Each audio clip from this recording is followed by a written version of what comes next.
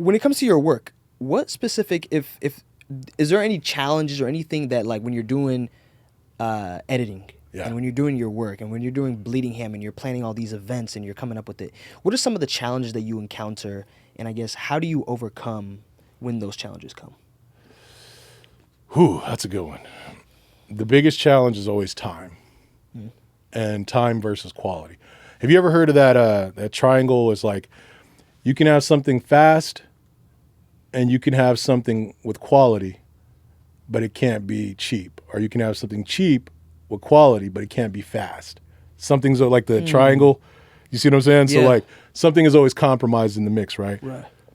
Excuse me. With editing, it's time and quality and fastness. It's like, if the edit is sloppy, then your either head editor or producer or executive producer will send this back to you, be like, it's garbage.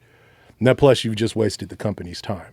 See what I'm saying? So like, for the film festival, there's only so many days and so much stuff that has to be prepped for social media, and it has to look coherent. You see what I'm saying? So it's this weird thing where everything in the triangle has to be hit, and that's a challenge. So the best thing I can do for that is the caffeine, and then going back to knowing when to rest.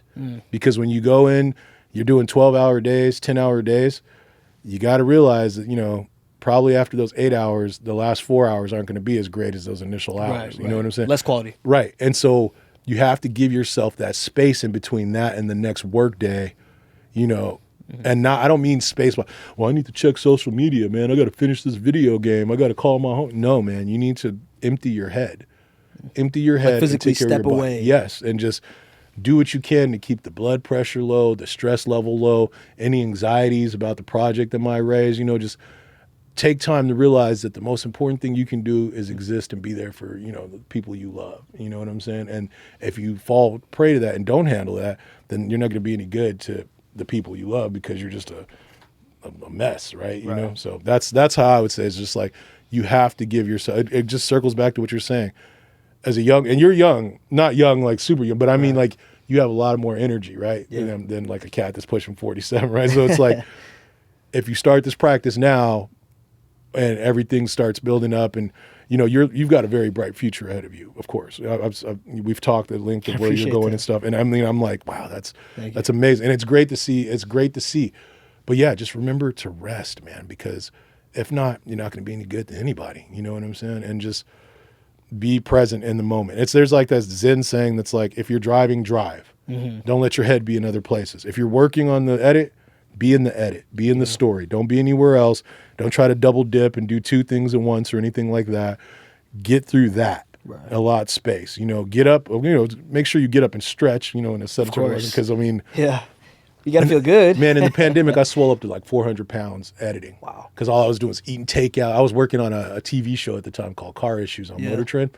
And the story's great. It's like super fun. The guy's going around picking up cars and doing all this wacky stuff with him. And like, you're a part of it. You're part of the team. But like, the team doesn't say, hey, man, go out there and like take a salt bath or get a walk in. You know what I'm saying? Because they need to do that for themselves too. You know what I'm saying? Everybody's like in the same thing where like the story becomes the most important thing. But when you step away, refresh yourself, or, even bring in a different set of eyes, if you're like working on something that you're like lead of, and you've been like, let's say I edited a promo recently, the one you see going around for Bleedingham. Right. By bringing in a separate set of eyes, that's like, oh, that's there. There's a term in film called, you got to kill your babies. And what that means is, let's say you shot a short film, right? And it took 20 takes to get that shot. Your audience don't know that, and it's not their responsibility to feel that, because you want to keep this take because it took 20 takes. If it's a garbage take, it's got to go, because the audience doesn't know what happened that day on set. They don't understand the history of it. They're just there for the story. You see what I'm saying?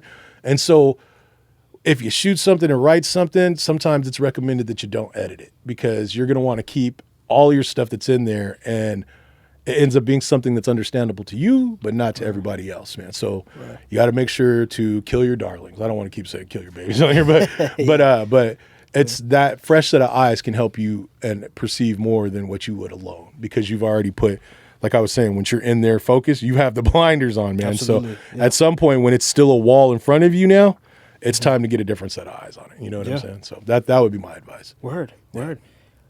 Going forward, from today going forward, I mean, a lot of events coming this month, but just moving forward with your work, I guess, do you have any like dreams or any aspirations for where you want to see your work take place, or do you feel like you've kind of hit your plateau right now? No. So Bleedingham is special to me, right? Over the years, there's been like a core set of filmmakers that submit pretty much every year, and we're all great friends and family. And like our commitment to our film community, I think what makes Bleedingham work, at least for me, and well, no, it works for myself, my wife, and Langley, who are the core components of Bleedingham, right? We want to give an opportunity and provide a space for people to grow. And so Bleedingham does that, because what happens is you go in a gentle competition. You can receive accolades from your peers. Right. You network. You kind of see what the scene is, right? And then you move accordingly, right? But recently, like a couple of years back, right before the pandemic, because the pandemic kind of threw us all for a loop, right? We had like maybe 25 filmmakers together, and we wanted to make an anthology to get just on streaming. No big thing. And no, we're not trying to make $1 million. What is an anthology? An anthology is a collection of stories. Okay. And so like it's a no-brainer that if you run a horror film festival that actually specializes in short films, that after a while you're kind of like, we want to share what Bleedingham does with the masses. So we all met right before the pandemic, and we were all on track to make this anthology film, right? But then the pandemic happened, and our last part was this whole like the idea of a wraparound. You know what a wraparound is? No, what is it? So within an anthology, there's like a common thread. Like, let's see, have you ever seen the movie called The Red Violin? No. Well, this is a great movie where like this violin passes from hand to hand, and each hand is a different story, right? But that's the wrapping element right there, the middle of the thing, right? And it's like, we didn't have a great wrapping element at the time, and we were kind of overcomplicating it. But I recently was meeting with another filmmaker, and that filmmaker had said something that was like the eureka moment, right? And they were like, hey, Gary, man, why don't you just have Langley, which is my festival partner along with Michelle and co-founder. I was like, why don't you just have Langley dress as Uncle Bloody Joe again like he did in the It's Alive series? And the It's Alive series was a Universal Monsters series at the Pickford that we did during the pandemic, so nobody could go to the theater. But we went in the theater and just recorded him giving the history of these old Universal films right before they started. They watched this little companion piece, and it just became simple as day. It's like, oh, like a kind of a Crypt Keeper thing. You know what I'm saying? Or like how like the Crypt Keeper comes, now there's a tail. Well, we have a character called Bloody who is like this ghoulish filmmaker, and then the variation of him is Uncle Bloody Joe. And so we've just decided to use him as the wraparound character to introduce the filmmakers. Wow. And now we have 10 filmmakers committed, and directly after Bleedingham, we're going to all start and we'll help each other make these films, and then we'll compile it into an anthology and then seek distribution.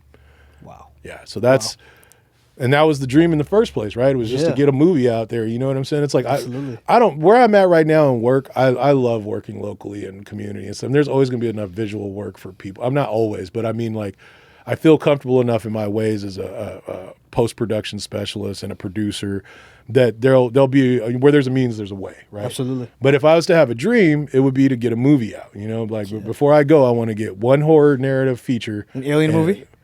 Maybe, yeah. And of course, it's like I would love to have a black protagonist, you know what I'm saying? And I already have like the workings for that part. But the anthology, it's like I don't mean to be like it's low-hanging fruit, because it's not. It's actually a lot of work. But what it is we've ran a horror festival for 13 years. We know a lot of short-form people. This is in front of you right here. So we're going to do an anthology first before we explore the entire feature. Wow. So, yeah. What is up, y'all? Thank you so much for tuning in to that episode.